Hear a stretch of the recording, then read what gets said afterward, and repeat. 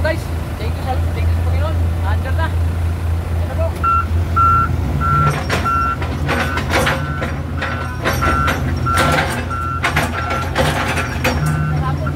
Salamat sa mga viewers ko. Salamat din sa Panginoon kasi tayo pinabayaan at tinutulungan tayo. At ito na po, umpisa na kami sa aming gawain. Salamat po at update ko na lang yung mamaya pagkatapos ito. Salamat, bye-bye. Good morning guys. Dito po kami sa aming bako na siraan. Ngayon, ang gagawin namin ngayon, mag-ilis kami ng fuel water separation. Ito yung luma. Ito yung bago at magpalit kami ng belt ng sa may aircon. Ito po, gawin namin ngayon, maglinis muna kami.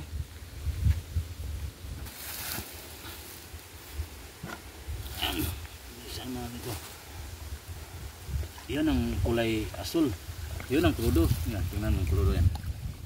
Yan ang krudo.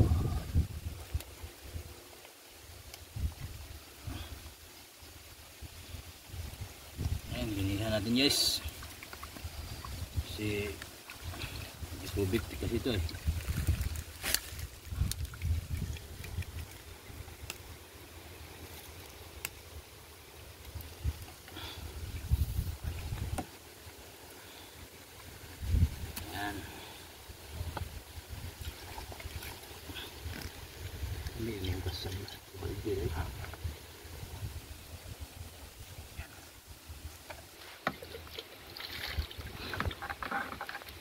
Guys,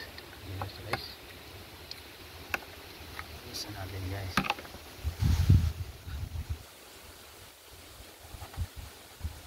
Linisan natin guys bago natin ikabit para sure ball talaga na walang ng dumi. Guys, ito ang tinatawag nila guys nga fuel water separation. Yung tubig nito kapag pumasok yung tubig, mubukod to.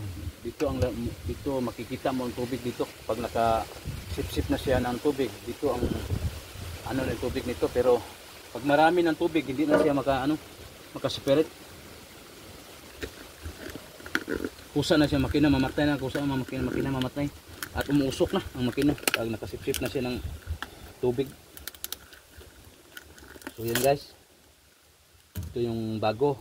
Kabit natin.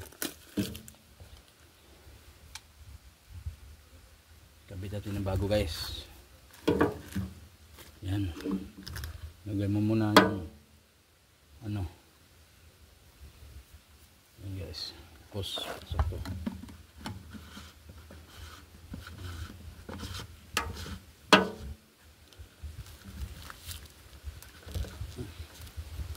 So yan guys. Ito na po. Tapos pag lagay mo doon guys, lagyan mo muna ng krudo to. Pupunuin mo muna ng krudo para hindi na mag-pump. Papasok na yung krudo. Krudo guys. Ng krudo, ng malinis na krudo to.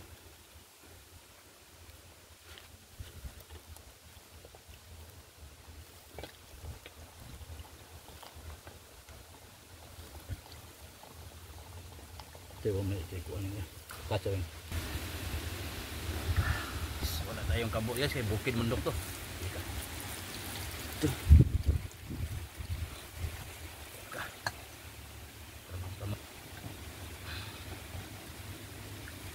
Kaya nyo itag ko na yun ang mga krudo, yun ang krudo talaga. Yan na guys, puno na, malinis na talaga guys. So ngayon ikakabit natin na doon. Ayun, dangog ba?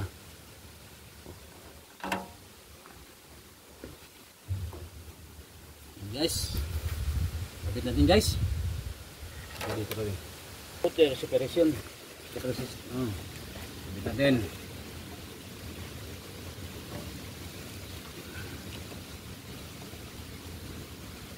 Washer muna para hindi siya mag-leak.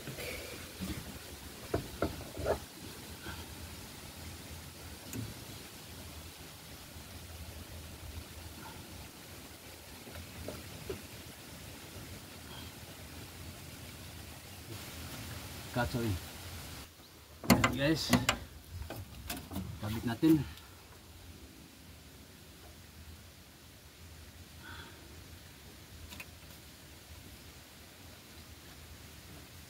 Yan.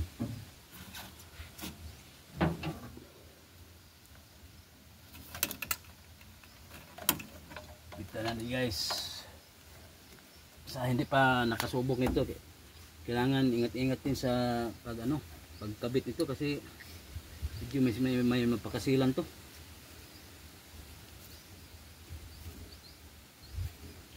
Baka inaipit yung uring. Sudah siya tuloy.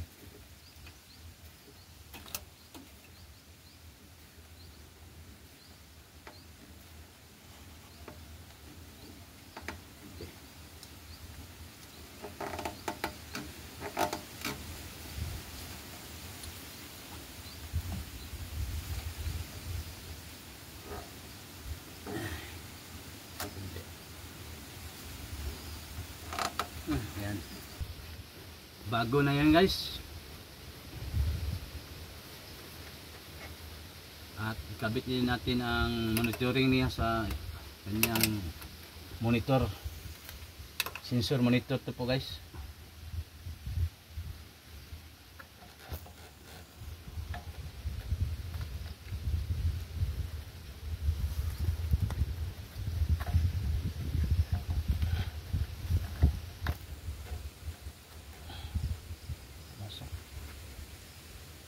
Ano niya. So gawin natin guys yung pangalawang filter na naman. So guys, secondary filter, fuel filter din to guys. Yan.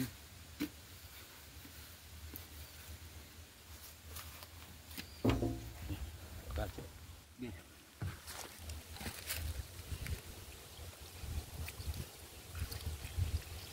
Yan guys, lagyan din muna ito ng filter. Diesel. Ito ang pangalawang filter naman guys. Sa o-ring ba na? Ha? Anong o-ring ano? Wala na o-ring ba? Good.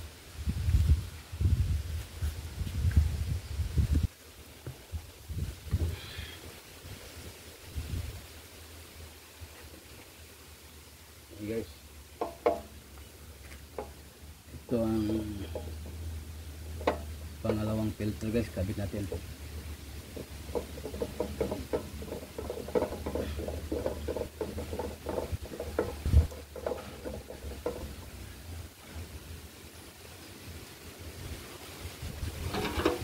Ito natin guys.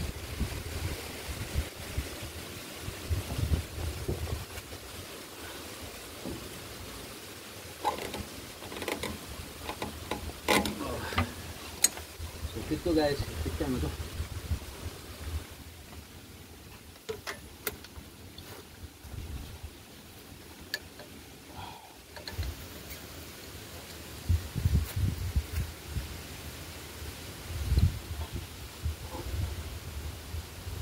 Bali ba?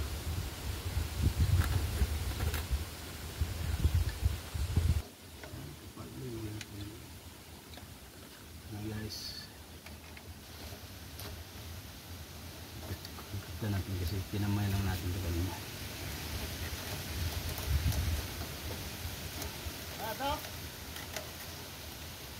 Ano pa ito?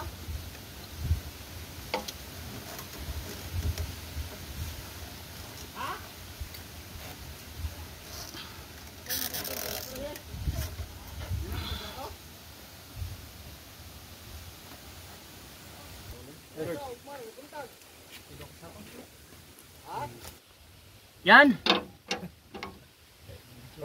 Wala dam truck yung kanila, ako ayuta na. Wow, lagi. Guba ang damdak si Pivot. Kabit namin ng belt Pakarga, sa pakarga na Mar. air conditioner. Laos sa river. Yes, kabit din namin ito. Laos ka na! Ito ay naghihintay kami sa Prodo. Bunting.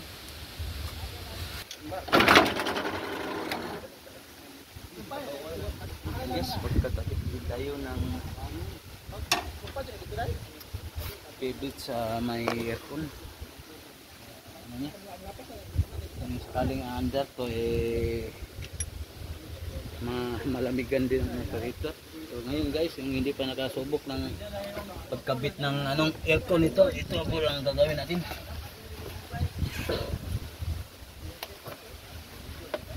Yes. Tanggalin mo muna dito. Tektosim di na ko pagian ng gobyerno man ta. Asa man ta mo agi day? Gawa agi magaling ng mga minidaw na mag-deliver na. Ha?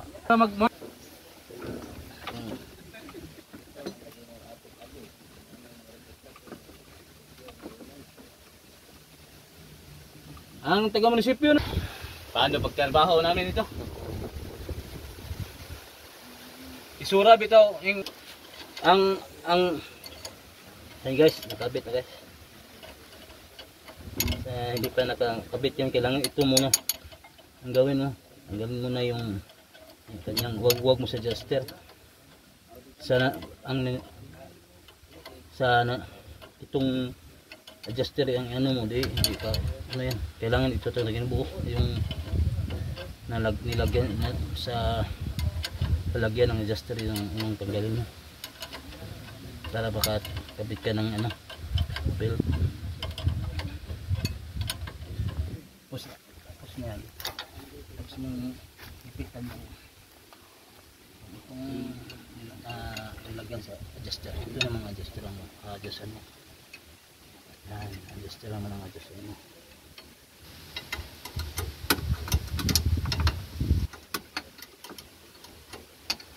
Kabit na natin yung belt sa aircon, tapos maghihintay lang tayo sa diesel na